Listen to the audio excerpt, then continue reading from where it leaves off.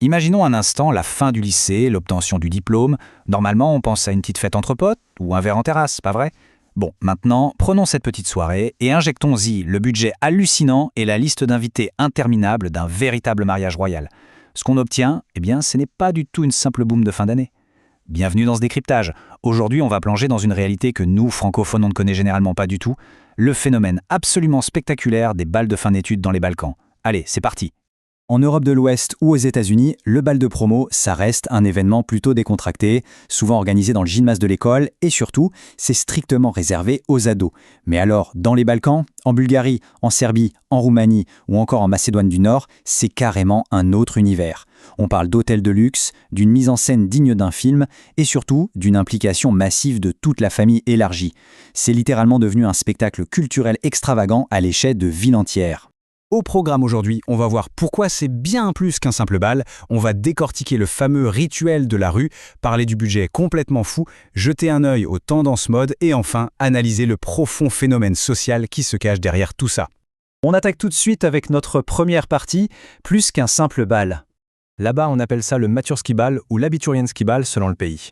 Et soyons clairs, l'idée n'est absolument pas d'aller juste boire un punch avec ses camarades de classe. C'est une immense transition symbolique vers l'âge adulte. En fait, c'est un cocktail explosif entre un bal américain très classique et un mariage balkanique hyper fastueux.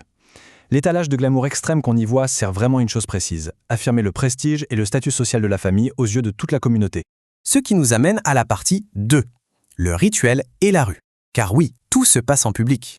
La journée, elle suit une chorégraphie réglée au millimètre. Ça commence à la maison avec un festin absolument gargantuesque.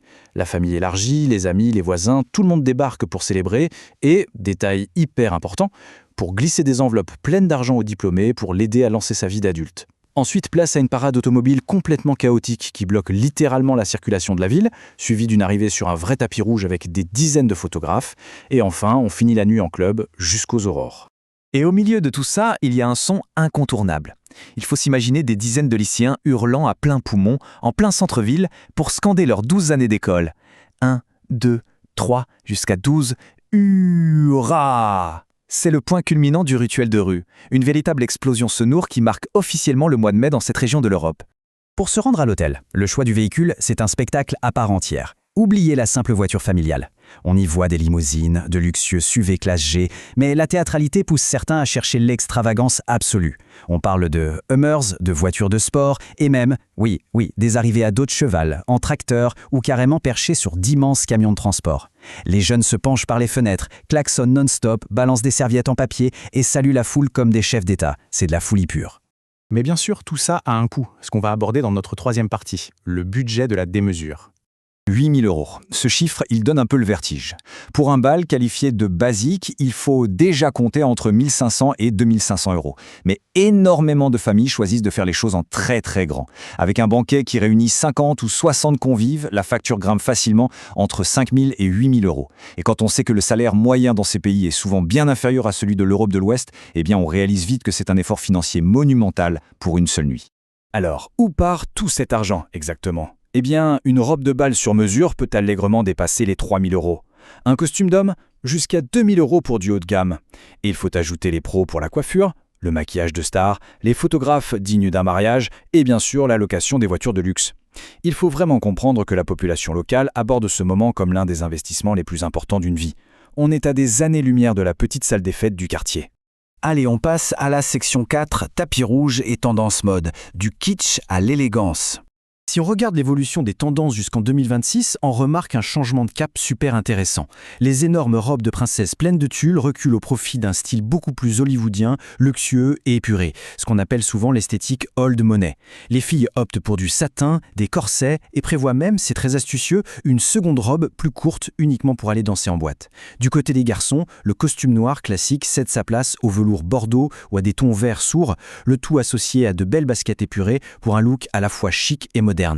Et attention, l'événement ne s'arrête plus du tout à la soirée en elle-même. Aujourd'hui, c'est devenu une véritable superproduction pensée pour les réseaux sociaux.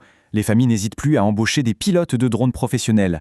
L'objectif ? Sortir le projet TikTok parfait ou des reels ultra cinématographiques qui demandent parfois des mois et des mois de préparation.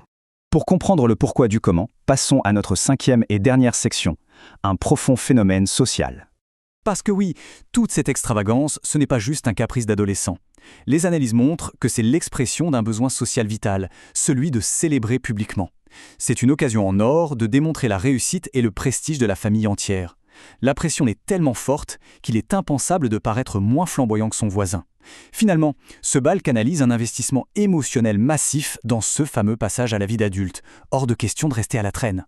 Cela dit, face à cette explosion des coûts, une très belle initiative à contre-courant a vu le jour. Elle s'appelle Tanishka na Bala, ce qui veut littéralement dire « au bal en t-shirt ». En gros, des classes entières décident de zapper les teneurs de prix et débarquent le jour J avec un simple t-shirt imprimé pour tout le groupe. Et les milliers d'euros économisés sur les robes et les costumes, ils les reversent directement à des œuvres de charité, notamment pour soutenir l'éducation d'enfants orphelins. C'est une sacrée remise en question du système. Ce qui nous amène à la vraie question qui se pose aujourd'hui.